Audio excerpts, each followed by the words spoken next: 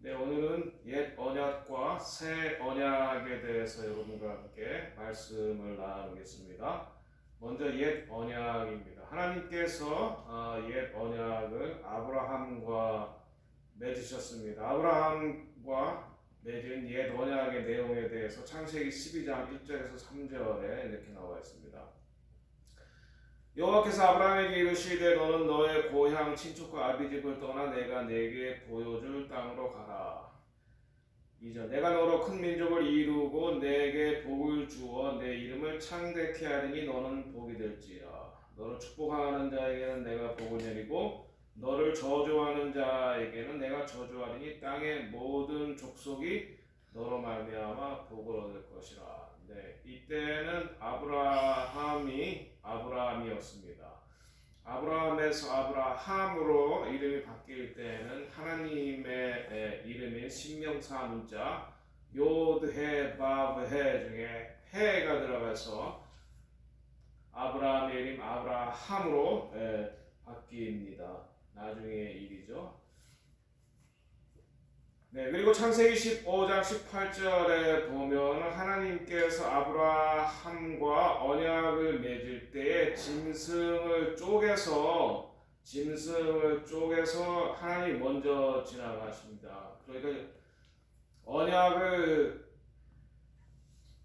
짐승의 피로 확증을 하는 거죠. 그러니까 누구든지 언약을 깨는 사람은 이렇게 죽임을 당할 것이다 라고 하는 것을 보여주는 것입니다. 창세기 15장 18절입니다. 그날에 여호와께서 아브라함과 더불어 언약을 세워 이르시되 내가 이 땅을 애국강에서부터 그 큰 강 유브라데까지 내 자손에게 주리니. 그러니까 원래 아브라함에게 약속하신 땅은 유브라데 강에서 애굽에 있는 강까지죠. 나일 강까지죠. 네. 그 언약에 대한 것을 하나님께서 창세기 15장에 말씀하시는 것입니다. 그러니까 하나님께서 아브라함을 선택해서 언약을 맺으신 것은 아브라함이 크고 장대한 민족이 아니라 지극히 작았기 때문에 하나님께서 갈대아 우르에서 불러내서 유브라데 강에서 불러내서 이집트에 있는 나일강까지 인도하셔 내가 그 땅을 너희들에게 주겠다 이렇게 언약을 하시는 것입니다. 네, 구약에 있는 여러 가지 언약이 있는데 그 중에 이 아브라함과 다윗의 언약이 중요한 것 같습니다. 가장 중요한 것 같습니다. 그래서 마태복음 1장에 아브라함과 다윗의 자손 예수 그리스도의 족보다, 예수 그리스도의 세계다 이렇게 말씀하고 있습니다. 그래서 구약의 대표적인 아브라함과 다윗의 언약을 한번 살펴보는 것입니다. 두 번째 하나님께서 다윗과 맺으신 언약입니다. 그것이 사무엘하 7장 12절에서 16절에 나옵니다. 내 수 안에 차서 내 조상들과 함께 누울 때에 내가 내 몸에서 내 씨를 뒤에 세워 그의 나라를 견고케 하리라. 13절 그는 내 이름을 위하여 집을 건축할 것이요 나는 그의 나라 왕위를 영원히 견고케 하리라. 나는 그에게 아버지가 되고 그는 내게 아들이 되리니 그가 만일 죄를 범하면 내가 사람의 매와 인생의 채찍으로 징계하려니와 내가 내 앞에서 물러가게 한 사울에게서 내 은총을 빼앗은 것처럼 그에게서 빼앗진 아니하리라. 16절 내 집과 내 나라가 내 앞에서 영원히 보존되고 내 왕위가 영원히 견고하게 하리라. 네, 여기에서 다윗과 맺은 언약 그의 나라를 견고하게 하겠다. 그리고 그는 내 이름을 위해서 집을 건축하게 하겠다. 성전을 건축하겠다는 거죠. 나는 그의 나라 왕위를 영원히 견고하게 하겠다. 그리고 16절에 다시 반복이 됩니다. 내 집과 내 나라가 내 앞에서 영원히 보존되고 내 왕위가 영원히 견고하리라. 이것은 나중에 예수 그리스도로 말미암아서 성취가 되는 거죠. 예수 그리스도 다윗의 후손으로 오실 이스라엘의 왕이요 만왕의 왕이신 예수 그리스도 그리고 그분이 다스리실 밀레니얼 킹덤 그러니까 천년 왕국에서 성취가 되는 것입니다. 네, 그런데 이스라엘 백성이 이 언약을 지키지 못합니다. 이것은 이제 하나님께서 그들의 왕이 되시고 이스라엘의 백성이 되고 하나님께서는 아버지가 되고 우리는 그의 자녀가 되고 또 하나님께서는 우리의 신랑이 되시고 우리는 그의 신부가 되는 건데 이 언약을 이스라엘이 깨뜨립니다. 언약을 지키지 못했죠. 이것을 이제 영적인 간음이라고 하고 그러니까 이스라엘 백성들이 가나안 땅에 들어가서 하나님을 버리고 가나안 신들을 섬기게 됩니다. 우상 숭배하게 되는 것. 이것이 영적인 간음인데 이것은 영적인 간음인 것뿐만 아니라 육체적인 간음을 동반하게 됩니다. 그래서 이제 새 언약에 대한 예레미야를 통해서 하나님께서 새 언약에 대해서 예언을 합니다. 예레미야 31장 31절에 33절이죠. 여호와의 말씀이니라 보라 날이 이르니 내가 이스라엘 집과 유다 집에 새 언약을 맺으리라.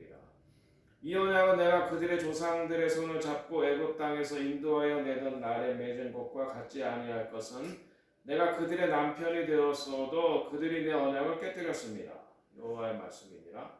그러나 그날 후에 내가 이스라엘 집과 맺은 언약은 이러하니 곧 내가 나의 법을 그들의 속에 두며 그들의 마음에 기록하여 나는 그들의 하나님이 되고 그들은 내 백성이 될 것이라. 네, 여기서 새 언약을 맺겠다라고 말씀하셨는데 대상이 누구냐? 이스라엘 집과 유다의 집에 새 언약을 맺을 것이다. 왜 새 언약을 맺냐? 내가 그들의 남편이 되었어도 그들이 내 언약을 깨뜨렸다. 하나님께서는 언약에 신실하셨지만 이스라엘 백성들이 언약을 깨뜨렸습니다. 우상을 숭배했다는 거죠. 네, 그래서 이제 새 언약을 맺는데 그 새 언약은 모세에게 돌판에 써졌던 것처럼 돌판에 쓰여진 것이 아니라 마음에 기록하게 하겠다. 그래서 그들이 마음으로 하나님의 말씀을 지키게 하겠다라고 하는 그런 언약인 것입니다. 네, 그래서 예수님께서 새 언약의 제물로 짐승을 대신해서 십자가에서 죽으시고 그것이 6월절 만찬을 통해서 우리가 확인할 수 있는 것입니다. 누가복음 22장 20절에 저녁 먹은 후에 잔도 그와 같이 하여 이르시되 이 잔은 내 피로 세우는 새 언약이니 곧 너희를 위하여 붓는 것이다. 네, 그렇게 해서 예수님의 십자가의 대속의 죽음 피 흘림이 새 언약을 위한 제사다라고 하는 것을 분명히 보여주고 있습니다. 그래서 우리는 유대인과 이방인이 동일하게 짐승 제사가 아니라 예수님의 보혈로 언약의 백성이 되는 것입니다. 그것을 세례를 통해서 또 우리가 확증을 하는 것입니다. 구약에서는 짐승의 제사와 할례로 그것을 확증했다면 우리 새 언약에서는 유대인과 이방인이 동일하게 예수 그리스도의 보혈로 언약에 들어가고 세례로 그것을 확증한다. 그렇게 해서 우리가 예수님이 우리의 신랑이 되시고 우리는 그분의 신부가 된다. 그래서 이 언약이 완성되는 것은 신랑이 다시 오실 때, 신랑 대신 예수님께서 예루살렘으로 다시 오실 때, 그때 어린 양의 혼인잔치가 이루어질 때 그때 이 언약은 완성이 된다고 볼 수 있습니다. 요한계시록 19장 7절에서 8절입니다. 우리가 즐거워하고 기뻐하며 그에게 영광을 돌리세. 어린 양의 혼인 계약이 이르렀고 그의 아내가 자신을 준비하였으므로 그에게 빛나고 깨끗한 세마포 옷을 입도록 허락하였으니 이 세마포 옷은 성도들의 옳은 행실이로다. 그러니까 우리가 이제 마지막 때에 예수님께서 예루살렘의 감람산으로 다시 오셔서 이스라엘의 왕이요 만왕의 왕으로 등극하시는 것뿐만 아니라 어린 양의 혼인잔치가 있는데 그때는 청함을 받은 사람들이 다 오는 게 아니라 깨끗한 세마포 옷을 입어야지 된다는 것입니다. 세마포는 성도들의 옳은 행실이다. 깨끗하다. 이것은 거룩하다는 걸 말하고 세마포 옷이다. 이것은 우리의 사역을 말하는 거죠. 예수님이 오시면 우리가 준비를 해야지 된다. 청함을 받았지만 깨끗한 세마포 옷을 입지 않으면 혼인잔치에 들어가지 못한다는 것입니다.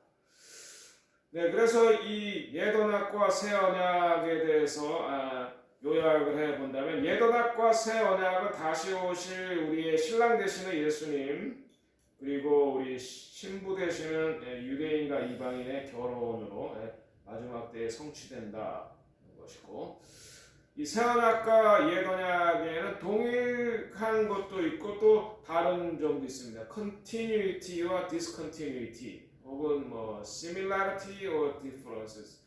같은 점이 있고 다른 점이 있고 연속되는 것이 있고 또 불연속되는 것이 있다고 볼 수 있습니다.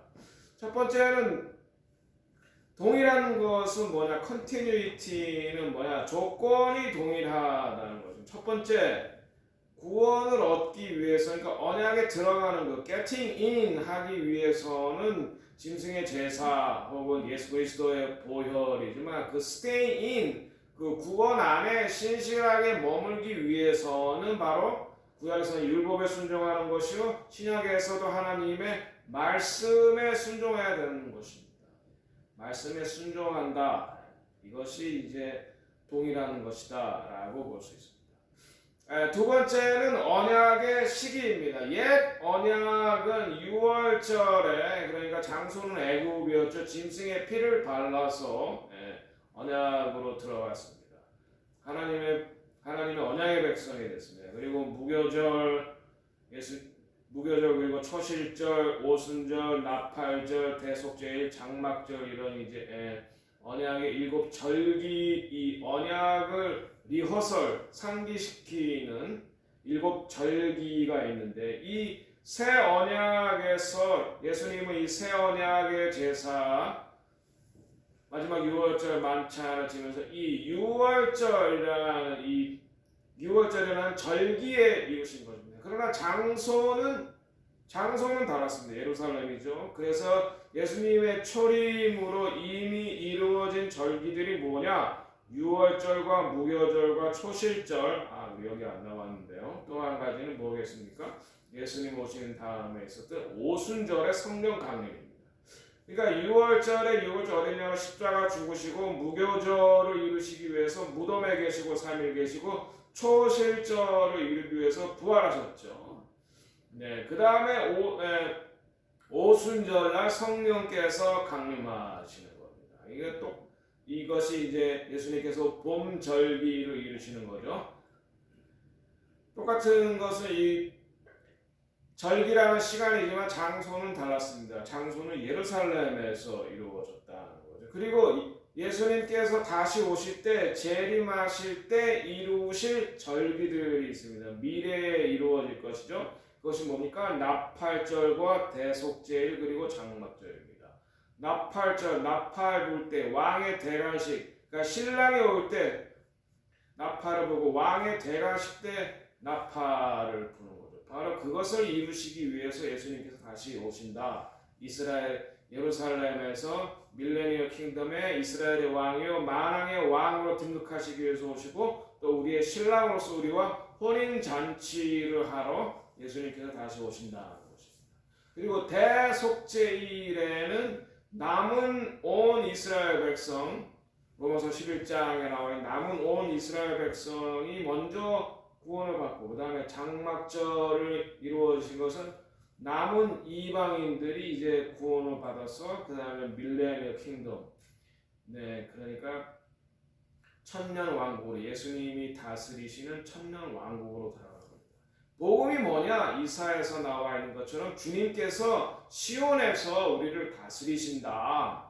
그것이 복음입니다. 예수님께서 왕으로서 우리를 다스리신다. 그 왕은 언약에 신실하신 분이다 라고 하는 겁니다. 그리고 세 번째 대상은 이스라엘과 유다의 집입니다. 이것은 동일한 것입니다. 옛 언약도 아브라함과 맺었죠. 그리고 다윗 왕과 맺었죠. 그렇고 새 언약, 유대인들이 언약에 신실하지 않았고 하나님은 신실했습니다. 그렇다고 하나님이 이스라엘을 버리셨느냐?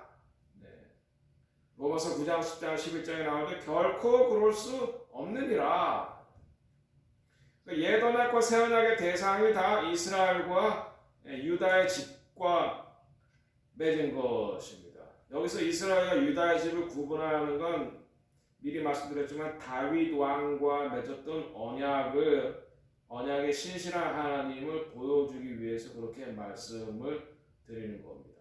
그러나 언약에 들어가는 방법이 다른 거죠. 옛 언약은 짐승의 제사, 짐승의 보혈로 들어가고 그것을 할례로 확증하는 것이라면 새 언약에서는 유대인과 이방인이 동일하게 예수 그리스도의 보혈로 언약에 들어가 그것을 세례로 확증하고 주의 말씀을 따라 살아가면 삶으로써 언약 안에 신실하게 머문다. 그것은 이제 똑같다라고 말씀드렸습니다.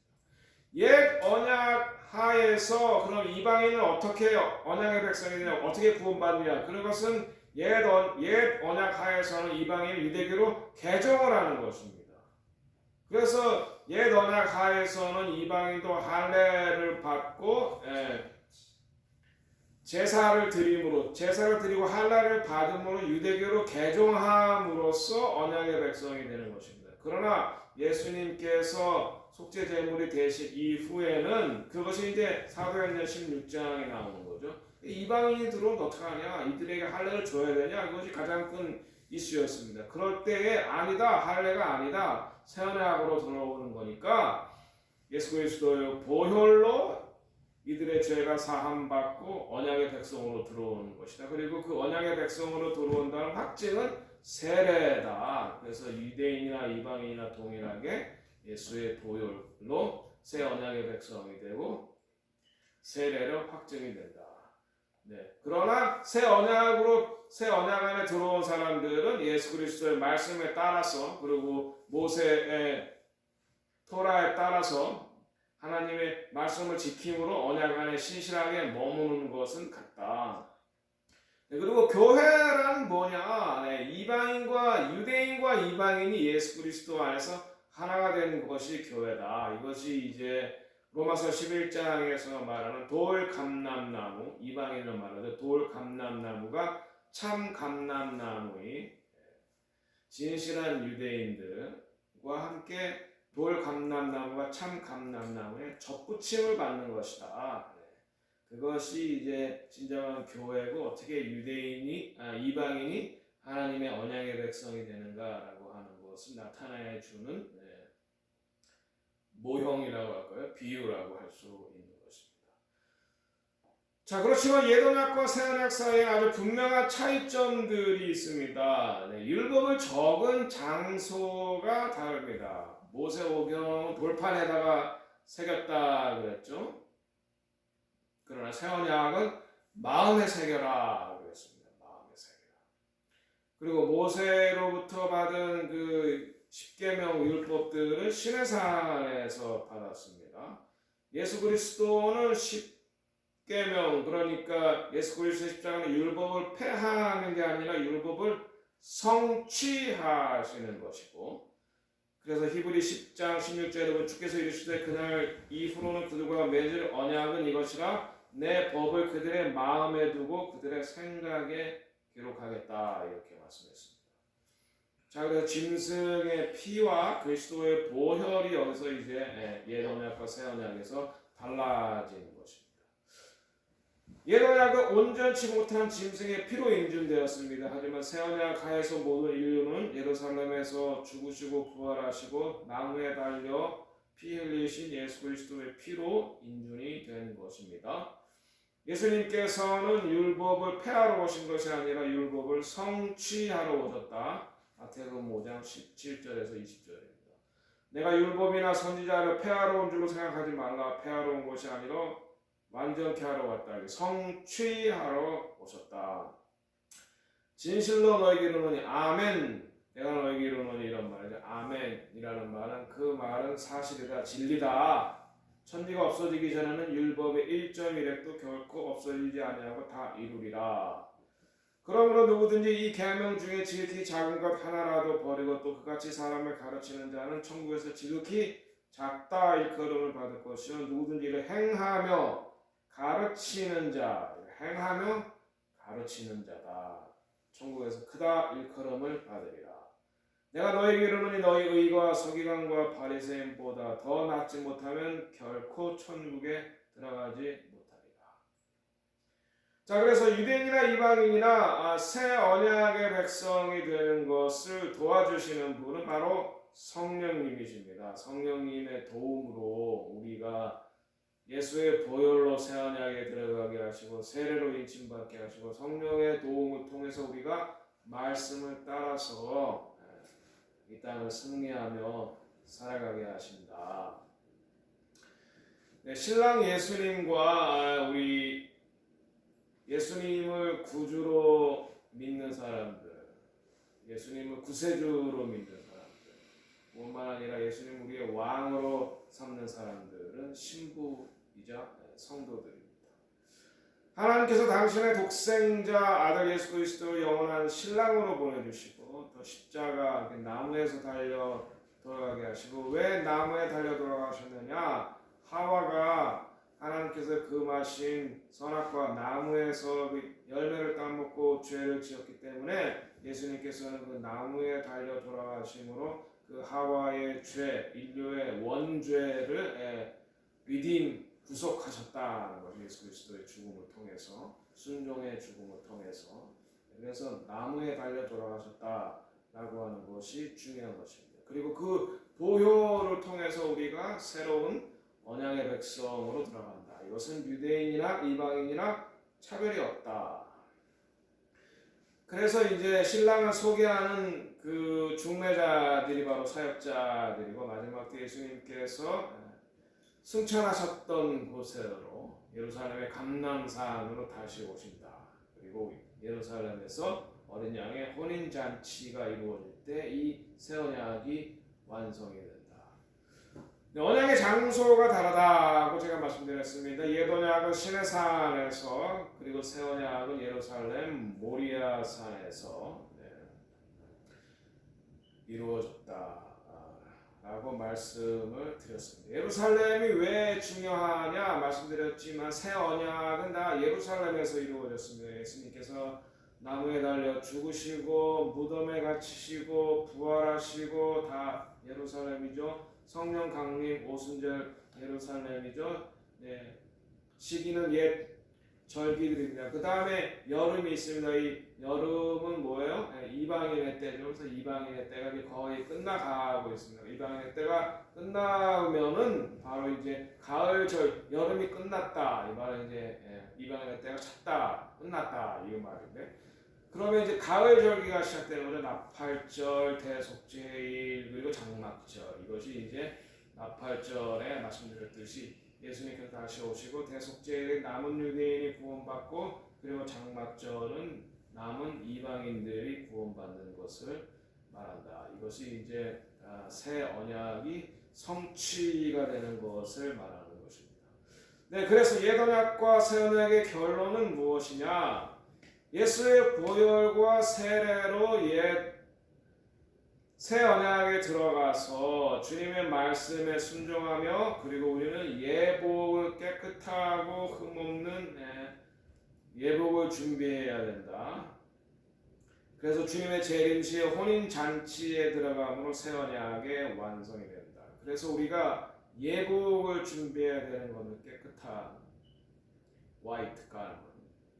깨끗하다라고 하는 건 거룩하다는 걸 말하죠. 거룩하다는 건 죄가 없다, 죄가 사해졌다. 그리고 화이트 가르먼, 그러니까 흰 예복은 우리가 이 땅에서 행할 하나님께서 우리에게 주시는 사명을 감당하는 것이라고 했습니다. 그래서 이것을 감당한 사람만, 예복을 입은 사람만이 혼인 잔치에 들어가는 것입니다.